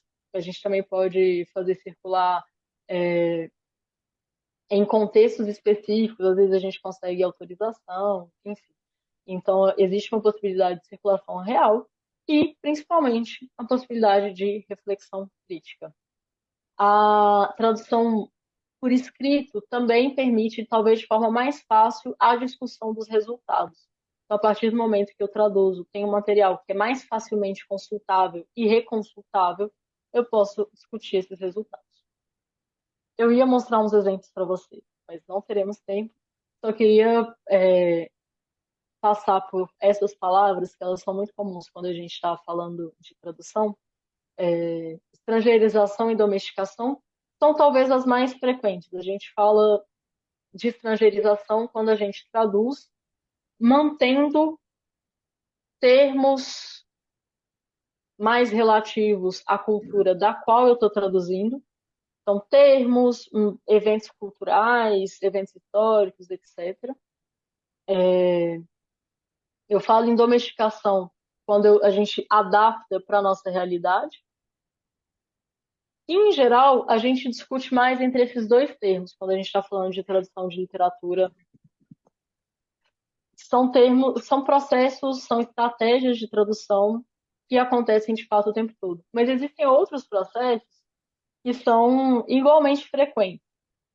A universalização é quando a gente não domestica nem estrangeiriza. A gente transforma a coisa numa experiência universal. Para dar exemplos muito específicos de textos com os quais eu estou acostumada a lidar. Tanto no mestrado como no doutorado, eu trabalhei com a tradução de dois dramaturgos italianos, o Dario Fo e a Franca Rame, que são dramaturgos contemporâneos. A Franca morreu em 2013, o Dario em 2016, de esquerda, que propõe um teatro engajado, didático e cômico.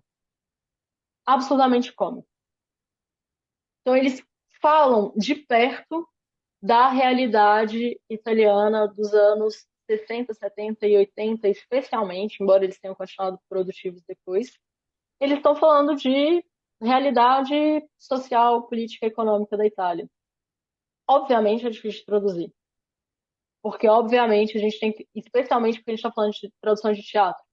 Então, a gente precisa entender. A gente pode falar, peraí, 2 segundos, vou pegar meu dicionário aqui, vou olhar a Wikipédia. Vou ligar o celular no meio do teatro, vai acender aquela luz horrível, atrapalhar todo mundo, porque eu quero olhar quem foi um personagem. Então, na tradução do Dario Fo e da Franca Rame, a estrangeirização, em geral, que é manter todas as referências, etc, etc, etc, e traduzir só o conteúdo linguístico, como se a gente não tivesse que acessar todos esses conhecimentos, a estrangeirização é uma estratégia, em geral, ruim para as peças deles, porque ela cria uma distância entre o público e o que é visto. Especialmente porque a gente está falando de uma série de nomes próprios, figuras políticas, eventos históricos, etc, etc, de difícil acesso. A domesticação é a estratégia mais frequente, que é a estratégia de, então eu vou trazer para a realidade brasileira. Estou dizendo a mais frequente na tradução desses dramaturgos em particular. Então eu vou trazer para a realidade brasileira. Beleza. A universalização seria um outro polo, que é o polo do eu não vou lidar com realidade estrangeira ou realidade doméstica. Eu vou trabalhar com o que tem em comum no mundo. Então eu vou tirar todos os particulares, ou seja, os detalhes que podem ser ligados ao outro ou à minha identidade, e vou deixar isso como um universal. A própria noção de universal já é uma noção dominada pelo norte global, né? Então, o que a gente entende como experiências universais? A gente entende como experiências universais experiências ocidentais do mundo capitalista, do norte global, etc, etc. Então, também a gente tem um problema aí. Para dar um exemplo de estrangeirização e domesticação, muito rapidinho, numa dessas peças, a gente está falando de uma peça, um monólogo de uma atriz só, dos anos 70. Foi um monólogo que estreou em 77. A atriz faz o personagem de uma mãe de um filho muito engajado politicamente e depois de uma briga com os pais por causa de política, fugiu de casa e nunca mais foi visto. Nos anos 70 na Itália, um período de grande efervescência política. Então, ocupações, manifestações, etc, etc. Esse jovem sai de casa e nunca mais é visto. A mãe procura a polícia, não encontra, então ela não sabe se ele está preso, ela fica preocupada com ele. Então ela começa a levar uma vida meio hippie à procura do filho. Ela vai de ocupação em ocupação, etc, etc, etc. Até que ela tem um problema com a polícia e ela foge da polícia.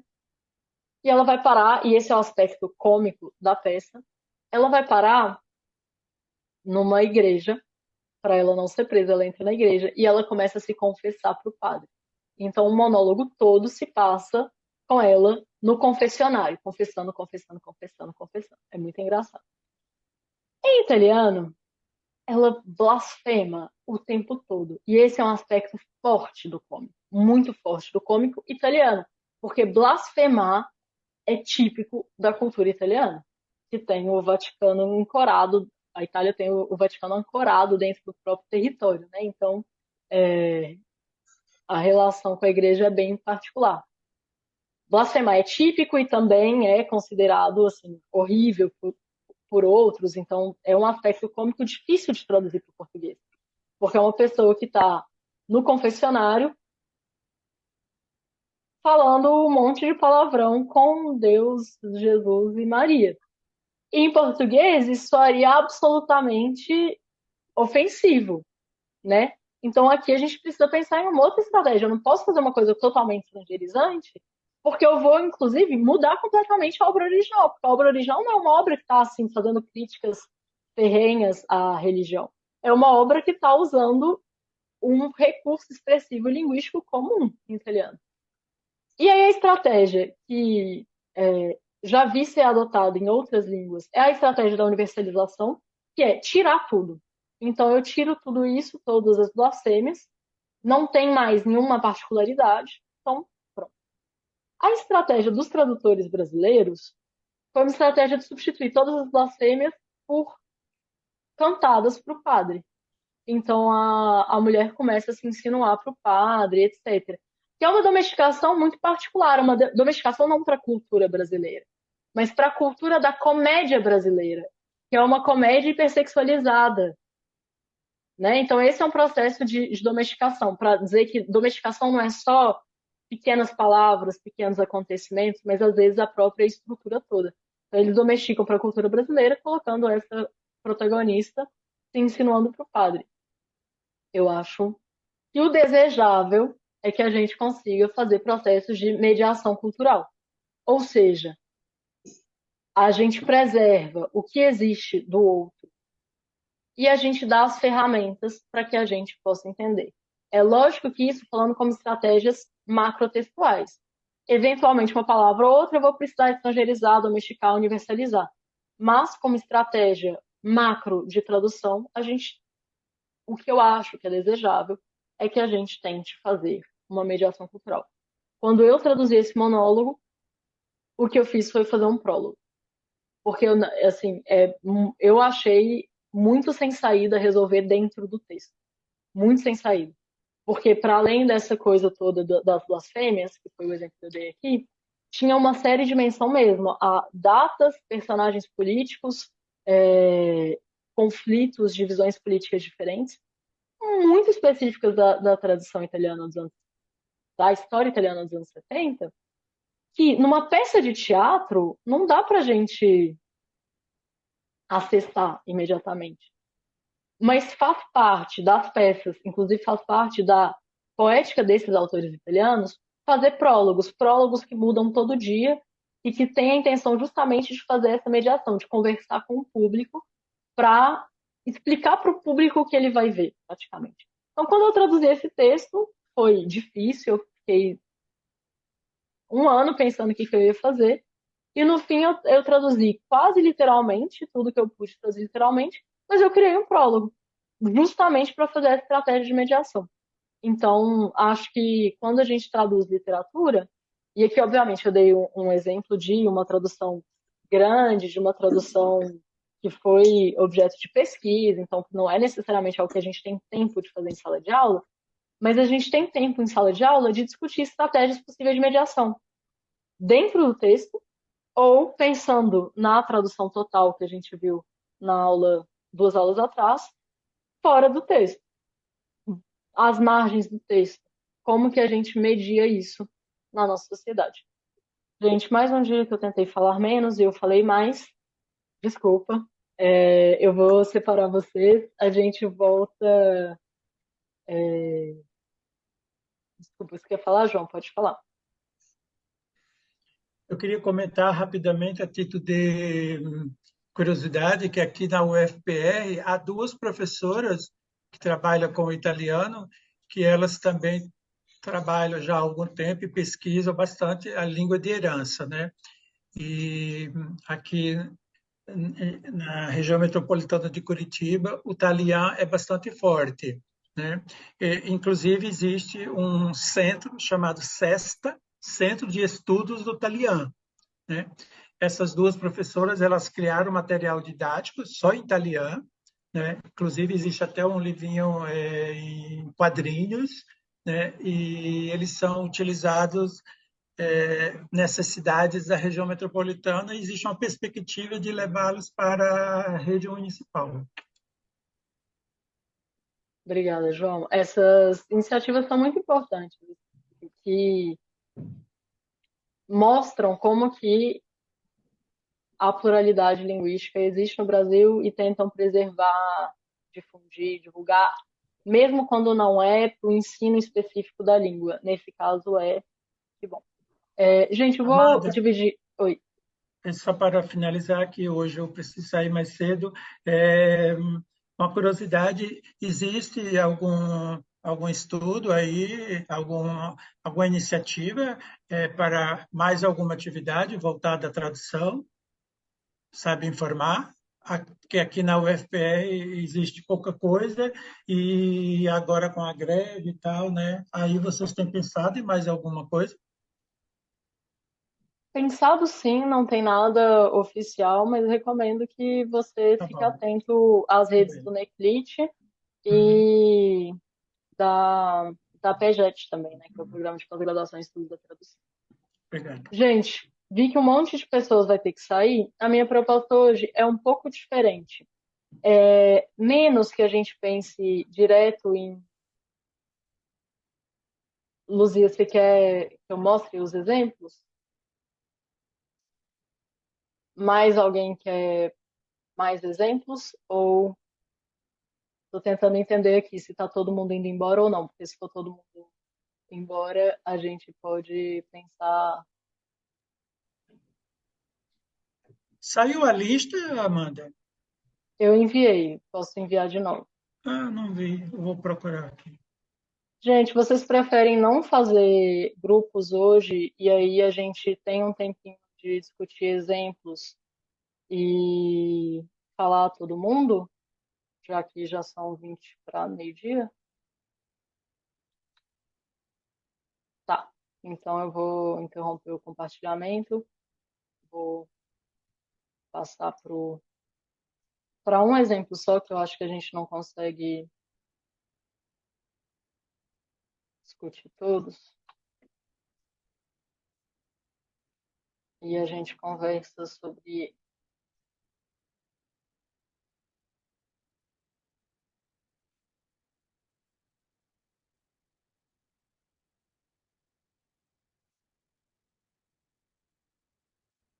Um instante que eu estou abrindo.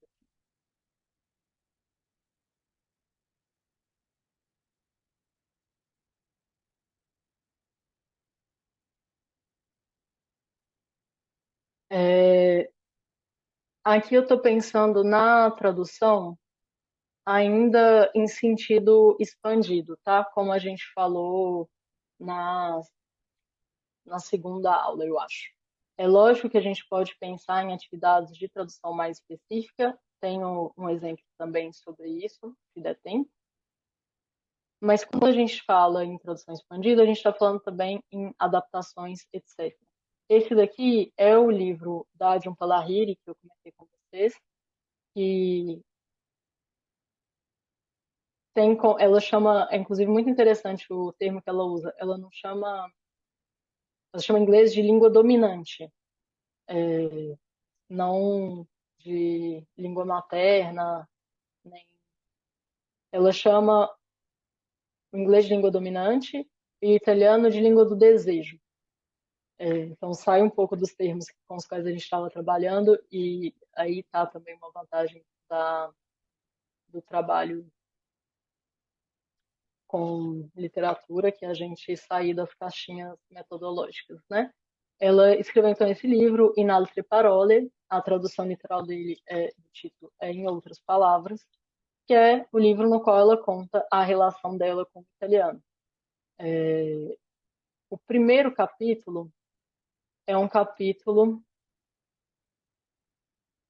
que se chama A Travessia. E ela fala que ela tem que atravessar um pequeno lago. Um lago pequeno, mas mesmo sendo pequeno, o outro lado do lago parece muito distante, parece além das capacidades dela. E ela fala que ela sabe que o lago é muito profundo no meio e ela fica com medo de passar pelo meio, então ela fica circundando esse lago para chegar do outro lado, sempre no raso, perto das margens, etc. E aí ela fala que ela observa gente que atravessa direto, sente inveja, e no final ela fala que isso é como ela se sentia em relação ao italiano. Ela estudou italiano por 20 anos, como se ela estivesse nadando nas bordas do lago. Sempre do lado da língua dominante, o inglês. Então, sempre margeando o inglês. Ela fala, foi um bom exercício, benéfico para os músculos, para o cérebro, mas não emocionante. Porque estudando uma língua estrangeira assim, não dá para afogar. A outra língua está sempre ali para te sustentar, para te salvar. Mas não basta boiar sem a possibilidade de afogar. Para conhecer uma nova língua, é preciso imergir. Então, você precisa deixar a costa. Sem colete salva-vidas, sem poder contar com a terra firme, etc. E aí, e é assim que ela começa a contar quando ela decidiu mudar para a Itália. Uma atividade que eu fiz em sala de aula foi, e aqui eu estou considerando uma linda metáfora, esse livro é muito legal, e esse capítulo é maravilhoso. Eu não fiz uma atividade de tradução textual, poderia ter feito. Não fiz porque a gente fica aqui falando de ideais de sala de aula, do que a gente faria se a gente tivesse todo o tempo do mundo, mas eu tenho todo um cronograma a cumprir. Aqui na UFSC a gente eventualmente tem problemas que a gente precisa cancelar as aulas porque tudo inunda, etc. Então não dá para fazer. Eu gostaria de ter feito mesmo assim, a tradução textual desse capítulo, mas a gente não fez. De toda forma, a gente fez uma coisa que a gente precisaria fazer, que é trabalhar essas imagens e esse vocabulário muito específico dos corpos d'água, né? Então, o vocabulário do lago, profundidade, nadar, a margem, etc, etc. O que a gente fez, que eu considero uma atividade de retextualização, e olhando para o Toro, que pode ser entendida como uma atividade de tradução, eu pedi para os alunos elaborarem uma metáfora do próprio aprendizado da língua, a partir da leitura desse capítulo, que foi em italiano, mas poderia ter sido um exercício em português para conversar com outras pessoas do curso. Poderia ter sido em italiano, como foi, depois acompanhado da tradução para o português para divulgar para outras pessoas esse livro, com uma tradução de um trecho. E aí os estudantes criaram metáforas muito interessantes, bem diferentes, que eu acho que consideram também relações de diferença em relação a Jhumpa Lahiri, né? A Jhumpa Lahiri, ela é essencialmente isso, estudou italiano por desejo.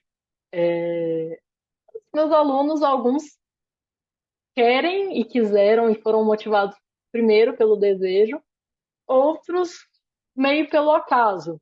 Então, e todos pela obrigação agora, porque eles estão matriculados no curso de graduação em letras italiano. Então, tem outras relações que perpassam. Eles criaram metáforas muito interessantes. Não pedi autorização de ninguém, então não vou repassar para vocês apenas por isso. Mas eu acho que esse é uma atividade de tradução e compreensão muito interessante não apenas para a gente pensar as relações culturais, antes de ler esse capítulo, que não fala especificamente da família da Jumpa, da realidade da migração, etc. A gente viu uma entrevista dela em que ela menciona essas coisas, então a gente a situou como uma pessoa de família bengalesa, cuja língua dominante é o inglês e que resolve escrever em italiano, então a gente mencionou essas diferenças interculturais, falou sobre essa diferença que é você aprender uma língua estrangeira sendo de uma família que teve que aprender o inglês como língua 2, né? Então, como uma língua útil para a vida do cotidiano, etc. É isso. Essa é uma das ideias. A outra, eu acho que a gente realmente não vai ter tempo, mas era com tradução de poesia, para a gente fazer uma atividade mais criativa. Vou abrir, então, para todo mundo que quiser comentar. Temos poucas pessoas que ficaram até o final.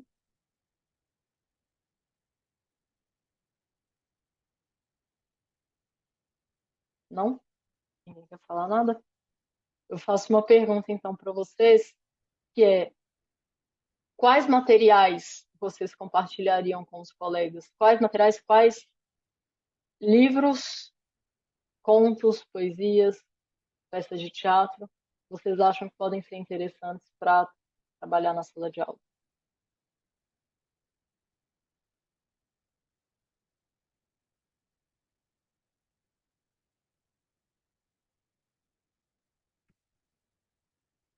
Oi, Amanda. Oi? Então, eu acho que é super válido compartilhar diferentes gêneros, né? Para poder trabalhar aqui, bom, estamos tratando de tradução literária, mais especificamente, né? Mas dá para trabalhar com diferentes gêneros textuais, né? E sempre pensando na tradução com essa potencialidade, né? De ferramenta para trabalhar aspectos, como já foi visto, de análise textual, de la competência intercultural, a questão da, da questão da tradução, assim, entendendo o outro e entendendo e não entendendo, né? Então, assim, é bem amplo, né? Promover essas reflexões mesmo de língua e cultura, né? Então, assim, bem especificamente para a tua pergunta, não sei agora, né? Mas eu acho que dá pano para manga, né? A tradução. Tem muito texto. Obrigada, Marina. Dá pano para manga mesmo e sugiro, reforço a sugestão que você fez. A gente pode trabalhar com diferentes gêneros textuais, e a gente já falou disso, mas também diferentes gêneros literários. Acho que a gente repete uma tônica que já apareceu em outros momentos, que é fundamental escolher com cuidado o texto, o material que a gente vai traduzir e pensar estrategicamente, né, quais são as discussões que atravessam esse material, etc. E também escolher com cuidado o tipo de atividade que combina com esse texto, né? Eu dei o exemplo da tradução que eu tive que fazer na minha dissertação, mas eu dificilmente trabalharia esse texto em sala de aula, a não ser que a gente tivesse muito tempo para essa atividade, por exemplo. Se a gente tivesse muito tempo e possivelmente se a gente pudesse fazer uma leitura dramática que fosse no final, para a gente, de fato, conseguir trabalhar o tanto que esse texto exigia de trabalho, né? Em sala de aula não teria tempo, só o monólogo tem 20 páginas, e aí eu tive que criar o prólogo, etc. Mas se fosse um curso de extensão, por exemplo, de teatro e língua italiana, aí eu com certeza traduziria esse texto, com certeza, para fazer uma leitura dramática no final. Porque acho que o que a literatura nos permite é também esse compartilhamento da fruição, que é algo que a gente tem. Eu não sei se vocês sentem isso na vida de vocês, mas eu sinto isso cada vez mais raro na vida cotidiana. Fernanda.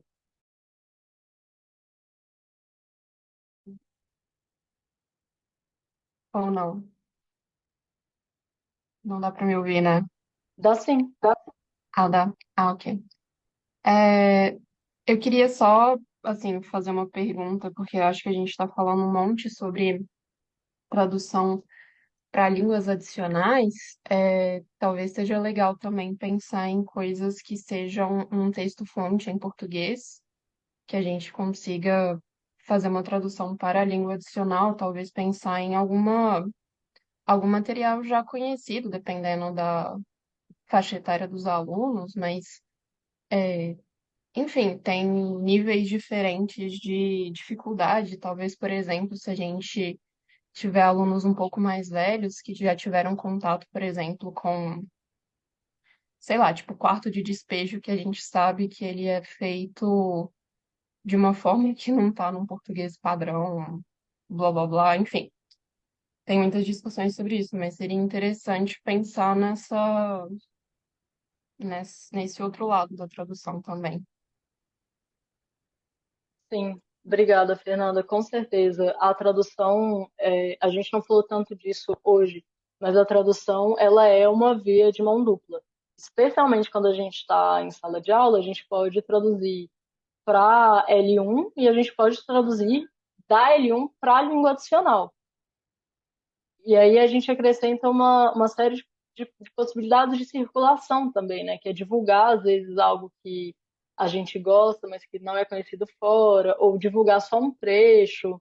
É um desafio bem maior, a depender do texto, mas que a gente consegue dosar isso com apoio, né? Nosso apoio. Às vezes pode ser um trabalho colaborativo com falantes nativos ou falantes mais avançados, um trabalho colaborativo entre o grupo, e não necessariamente também a gente precisa fazer a tradução para trabalhar a partir da tradução. Né? Você deu o exemplo do quarto de despejo, Fernanda. Uma ótima atividade pode ser comparar a tradução do quarto de despejo com o quarto de despejo em português, para fazer todas as reflexões sobre variedades, escolhas editoriais, etc. Obrigada, Fernanda. Luzia? Então, estava aqui pensando também na questão do contexto, né? Porque às vezes a gente pensa assim, agora sai fazendo tudo quanto é atividade de tradução, que às vezes não está nem vinculado com aquilo que você estava trabalhando antes ou não, né?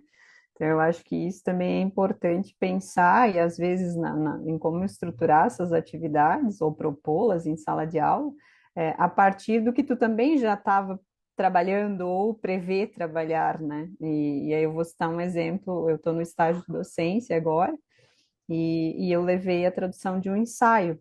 O tema que eles iam trabalhar era a escrita, né? E eles estavam trabalhando com a escrita de ensaios, dentre eles o ensaio literário, e eu aproveitei essa brecha ali do plano de ensino da minha orientadora para levar um ensaio literário com o qual eles pudessem trabalhar a tradução. A partir de que perspectiva? Entender o texto melhor, porque eu fiz a leitura com eles e deu para perceber que por aquela leitura várias lacunas ficaram em abertas, e aí eu propus, ok, então vamos traduzir o texto, né? Como dizia Borges, né? O tradutor é o melhor leitor, né? Bem naquilo que você tinha falado ali, que eu achei perfeito, a questão do porquê da literatura, né, em sala de aula. Isso também é justamente, né, a tradução da literatura em sala de aula ajuda na compreensão do texto de uma maneira, assim, extremamente diferente do que é só ler o texto, né? Então, assim, tá bem interessante. Na verdade, foi minha segunda aula, ontem, por acaso, eu estava aí. E é interessante ver, assim, eu coloquei eles trabalhando em duplas, justamente para ter a colaboração, a discussão do que eles acham, do que eles querem mudar, enfim, e tá fluindo, assim, vamos ver o que eu vou ter de resultado nas próximas, mas eu acho que é bem por aí o caminho, e também essa questão de contexto mesmo, né, também de não chegar do além com uma atividade de tradução, sem que aquilo não faça sentido, às vezes, no que você está planejando ou já foi planejado. Mas é só isso. Obrigada por compartilhar, Luísa. Luzia, desculpa. Tinha duas Luísas mais cedo. Todas as coisas que você falou são extremamente relevantes. A gente está falando de tradução de forma geral, mas é lógico que a gente precisa levar em consideração todo o nosso currículo, então, né, o planejamento de anos de ensino, o programa do curso especificamente, o planejamento de um semestre ou de um ano, dependendo da duração do curso, e o planejamento da unidade, da aula. Não é para a gente chegar e fazer tradução descontextualizada de forma nenhuma. E sim, traduzir é um excelente jeito de desenvolver capacidade de leitura. Aqui no texto da Jhumpa Lahiri, assim, dá para entender o que ela está falando, mas tem uma série de palavras, sponda, riva, etc., que meus alunos não conheciam e a gente trabalhou de outro jeito. Mas se a gente tivesse traduzido, a gente teria que partir do trabalho com essas palavras, porque não tem como traduzir essa metáfora esquecendo todo o vocabulário do lado. Eu vou ler os comentários para a gente poder discutir. A Lênia falou que no ensino do português como língua de acolhimento é necessário pensar atividades para cada aula e por isso podem trabalhar com textos curtos, poemas ou letras de música. Sim, a tradução não precisa ser de obras completas, de obras grandes, né? A gente pode levar coisas curtas. Haikais, por exemplo, se a gente quer trabalhar com algo bem curtinho, a gente pode trabalhar também com trechos, mas para trabalhar com trechos, eu recomendo trabalhar com trechos que façam sentido sozinhos, sabe? Tipo, a gente está aqui discutindo um tema específico e tem um refrão de uma letra de música que é perfeito para esse tema. Que ele poderia existir como uma citação separada da música. Aí a gente pode trabalhar até com trechos. Não recomendo trabalhar com trechos por trabalhar, assim, só. Mas em casos específicos, eles são bem-vindos também. E sim, acho que nem só em níveis avançados, Marina. A gente pode estudar o texto-fonte, pegar a tradução e analisar as estratégias do tradutor. E em níveis avançados, a gente consegue fazer essa discussão com aspectos muito mais profundos. A gente pode discutir escolhas estratégicas, registro escolhido, uma série de coisas. Mas mesmo em níveis iniciais, a gente pode fazer atividades comparativas, talvez diferentes. Talvez que comecem de uma leitura em português, ou, enfim, na língua 1, e depois partam para a língua adicional, para o texto original, para o texto de partida. Então, mesmo atividades de comparação, elas podem estar presentes e aí a gente usa outros aspectos, né? A gente pode estudar escolhas do tradutor, mas talvez não as mais sutis, difíceis de entender. A gente pode olhar, por exemplo, para a escolha de pontuação, para a ordem da frase. Nos textos dos pares português, italiano e português e francês, que são os pares com os quais eu trabalho, entre português e francês, a gente vê como a ordem da frase ela muda porque o francês tende a repetir mais coisa, a dar ênfase repetindo. No par português e italiano, a gente vê como em italiano somem muitos pronomes. E os pessoais, inclusive, aliás, somem os pronomes pessoais e acrescentam-se vários outros pronomes. Então, isso a gente consegue ver mesmo em níveis iniciais. A diferença de pontuação eu acho gritante do português para o italiano também. Enfim, uma série de outros aspectos podem nascer também dessa comparação. Luzia?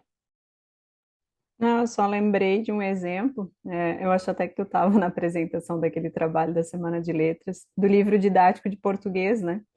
Que até para comentar que realmente não se está pensando só em níveis avançados, né? Tem um material da FTD, do último PNLD que saiu, que eles trazem dois exemplos de assim, eles partem do texto traduzido em português para trabalhar, no caso aquele que era do italiano, para trabalhar poema, né?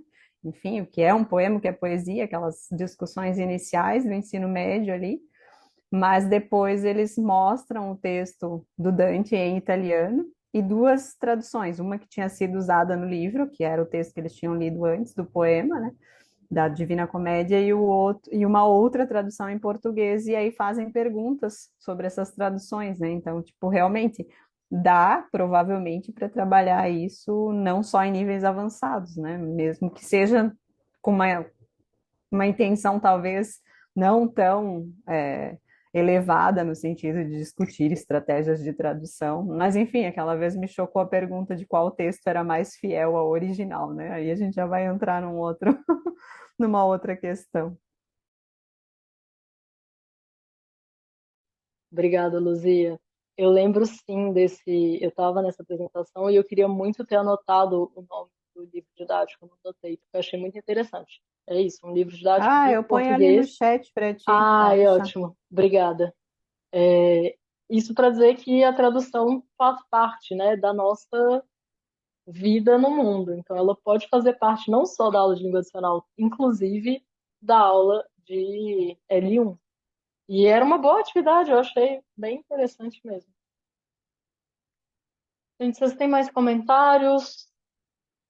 Eu vou analisar depois as respostas de vocês sobre o curso, se vocês têm mais sugestões e coisas do tipo, que eu perguntei na lista de presença. Agradeço muito a presença de todo mundo, inclusive de quem já não está mais aqui, de quem já saiu. É a segunda edição. Legal, Paula. Eu adoraria fazer uma edição prática, essa foi uma edição bem teórica, né? Agora a gente precisaria fazer uma edição prática para a gente montar um material de livre acesso. Meu sonho. Gente, muito obrigada. Então a gente já passou uns minutinhos. Adorei a participação e presença de vocês. Agradeço muito. Sei que estamos todos cansados do online e que às vezes é um pouco difícil, mas o online nos permite também chegar a mais pessoas. Muito obrigada. Obrigada, Amanda. Muito Obrigada, obrigada. Amanda. Gostamos muito do curso. Eu que Muito bom o agradeço. curso. Torcendo pela segunda edição. Eu que Obrigada. agradeço, gente. Obrigada. Tchau, tchau. Tchau, boa semana. Tchau, pessoal.